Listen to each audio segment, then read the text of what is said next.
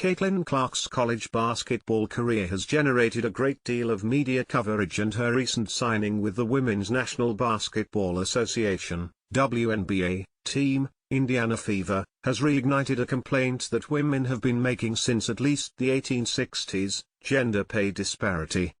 The highest salary in WNBA history is $242,000. The minimum NBA salary is $1.1 million. Caitlin Clark's starting salary is $76,535. The usual rallying cry is equal pay for equal work, but that shoe doesn't fit this particular foot. The National Basketball Association, NBA, brought in more than $10 billion in revenue annually during its 82-game season, while the Women's National Basketball Association, WNBA, projected total revenue was about $200 million for its 40-game season. Most of us agree that if WNBA players want better pay, they need to generate more revenue. But we'd be wrong. When the WNBA's revenue went up from $60 million in 2022 to $200 million in 2023 and viewership increased 36% and attendance rose 16%, players' share of the revenue dropped 9.3%. Much of the current misunderstanding over the pay disparity is the byproduct of too few of us knowing, let alone understanding or caring about, the history and financial structures of the men's and women's professional sports organizations and basketball leagues in particular. The Men's Basketball League was founded in New York City on June 6, 1946, as the Basketball Association of America, BAA, and became the National Basketball Association, NBA, in 1949, after merging with the National Basketball League, NBL.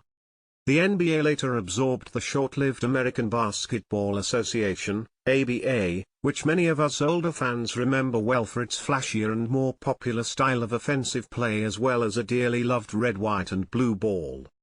The Pacers won 3 ABA championships in 4 years of the league's 9-year history before merging into the NBA. Since then, fan engagement in basketball, especially locally, has continued to grow.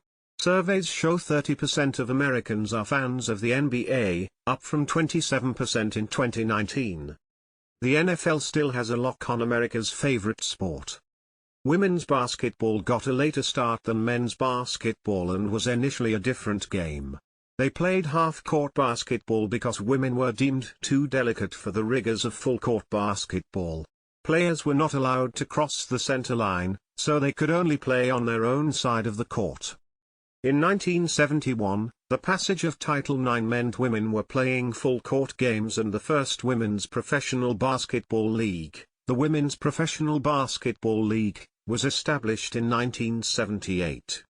It had $14 million in losses during its 3 years of existence.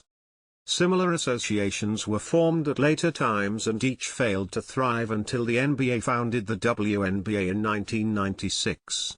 It still subsidizes the WNBA, and NBA money that flows into the WNBA cuts into the NBA's profits.